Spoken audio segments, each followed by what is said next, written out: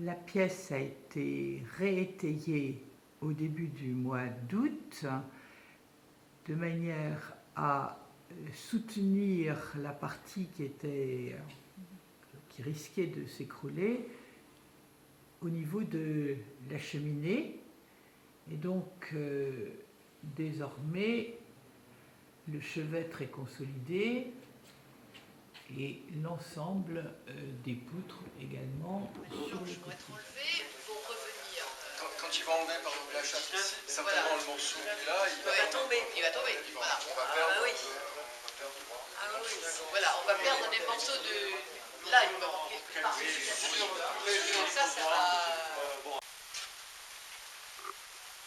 Le bois semble en bon état général, avec une petite perte demi-rond liée à la présence d'un nœud au niveau du bord inférieur, partie dextre.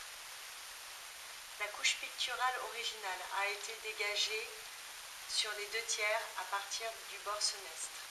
Point. Celle-ci est très lacunaire et laisse apparaître une femme avec le visage très usé. Point. Les décors rouges le sont également. Point. En partie dextre, il reste le badigeon bleu et blanc,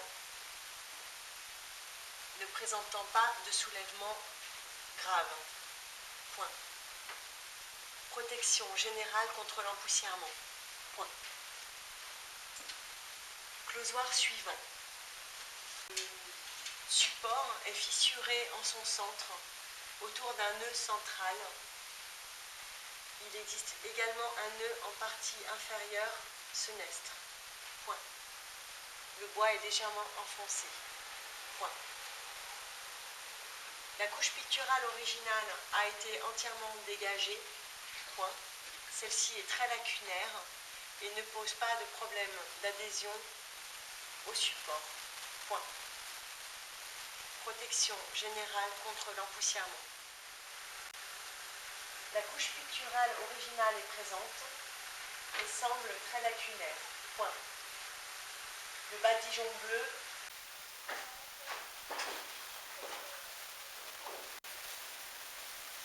c'est très bien ça.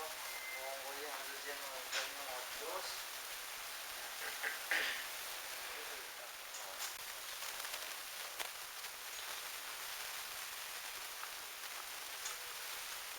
Ce sera une bonne chose, ça va enlever du poids. Après, le plancher du bas, il est ruiné aussi. C'est que l'intermédiaire.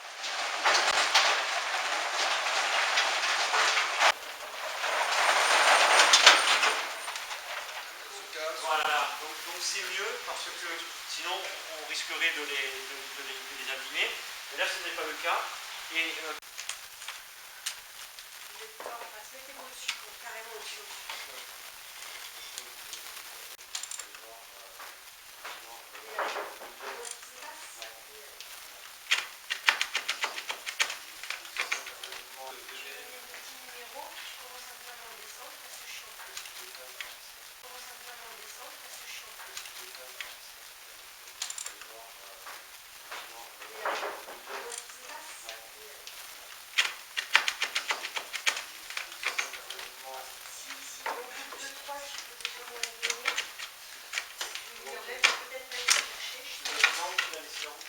voilà, on les met le sommet étant ici. Et ensuite, on vient les numéroter par rapport au plan pour bien évidemment ne pas.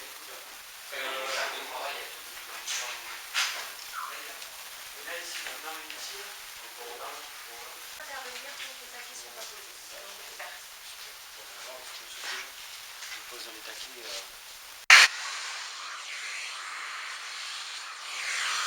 Je vais donc poser un fessing sur les parties en fait qui étaient cachées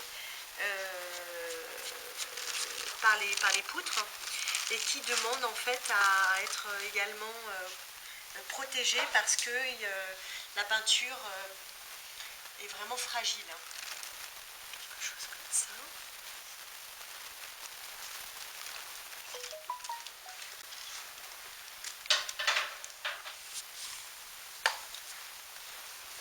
problème.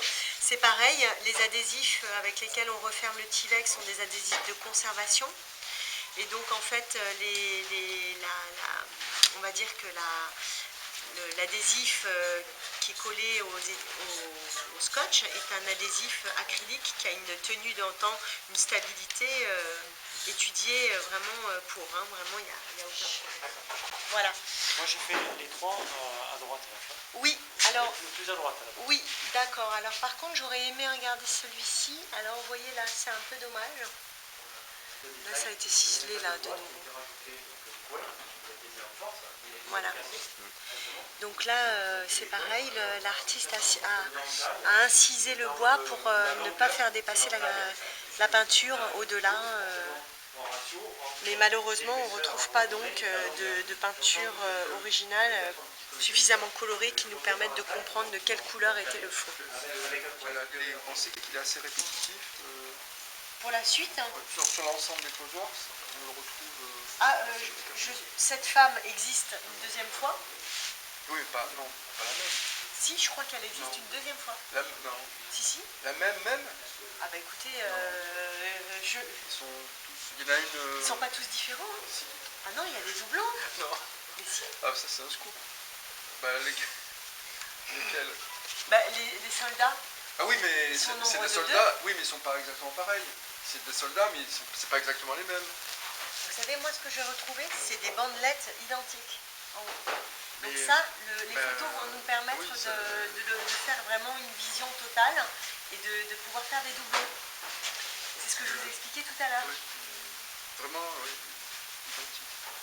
Bah, écoutez, quand on aura un panel de toutes les photos, on va pouvoir comparer les bandes supérieures.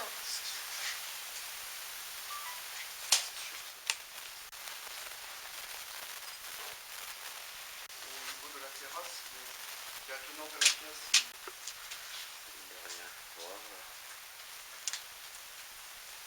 oui, voilà, c'était quoi? En fait, je voudrais ne pas intervenir tant que les paquets ne sont pas posés. Demain, j'aurai tout à faire. Je pose les taquis, le charpentier de l'époque, en fait, ça fait du en bois et parfois le blanche, là dans l'eau, il y avait simplement de blanche bleu qui avait une épaisseur différente.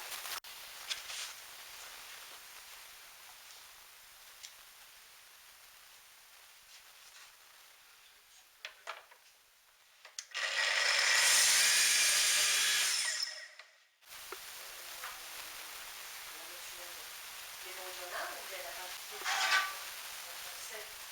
déjà, enfin, donc on a une vision précédente. Donc là, c'est le descriptif des closoirs qu'on a mis dans la caisse. Donc en mettant dans une caisse tous les closoirs d'une charge.